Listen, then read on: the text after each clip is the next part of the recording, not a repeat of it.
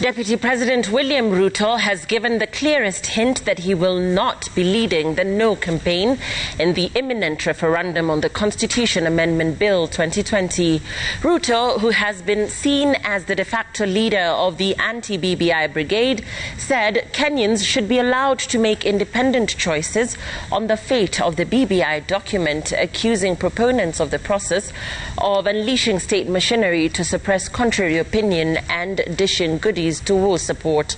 And as Francis Kashuri reports, the Deputy President threw jabs at the 7-member team that converged at State House yesterday in a BBI County Assembly's victory parade. Jambo! Jambo tena! The Deputy President had maintained studious silence since a majority of the county assemblies approved the Constitution Amendment Bill of 2020, paving the way for a referendum to effect changes in the 2010 Constitution. The Super Tuesday rout in 26 county assemblies, seemingly a loss on his part and a victory for proponents of the BBI process. Though seen as the de facto leader of the No campaign in the BBI discourse, Ruto, while in Nandi County, was walking away from the tag. Kuna wengine wanatarajia ya kwamba ati mimi nitaongoza mrengo hii ama mrengo ile. Mimi ni mtu ambaye naamini demokrasia. Ile itaamuliwa na Wakenya. Mimi niko tayari kutumia, kama ni katiba ya sasa ama ni katiba ambayo itakuja. Mimi niko tayari kuhakikisha ya kwamba the will of the people of Kenya must be respected. But he seemed to acknowledge the weight of state machinery and political capital deployed to spearhead the constitution review process. The writing of a constitution must be devoid of threats, of blackmail, of intimidation, because it is not just a solemn document, it is a sacred duty of every Kenyan to participate in this exercise, and everybody, irrespective of who they are, they must be listened to, because this is their country, this is their document, and Kenya is a democratic country. We must respect one another.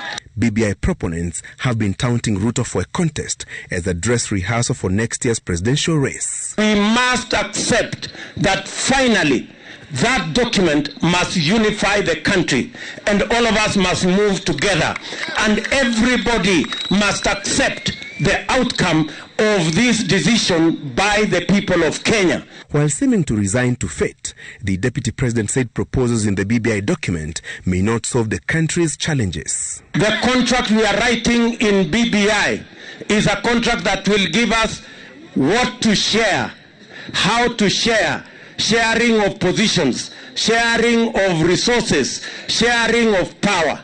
But the most important contract that we need to write as the people of Kenya is the contract on how to create jobs, on how to create opportunity, on how to create wealth, because the challenge in Kenya is not so much about sharing. The challenge in Kenya is so much about the few opportunities, the few resources, and the less jobs that we have in Kenya. President Uhuru Kenyatta had yesterday, in a BBI victory parade, lined up leaders of the country's major political parties who are instrumental in lobbying county assembly members from their respective regions to approve the Constitution Amendment Bill 2020.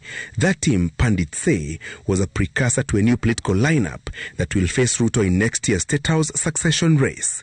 Peculiarly, the team's joint statement was read by Baringo Senator Gideon Moi in what was seen as politically symbolic to spite Ruto. Tumesema ya kwamba tukienda mbele, serikali itakuwa ya mwananchi wa kawaida.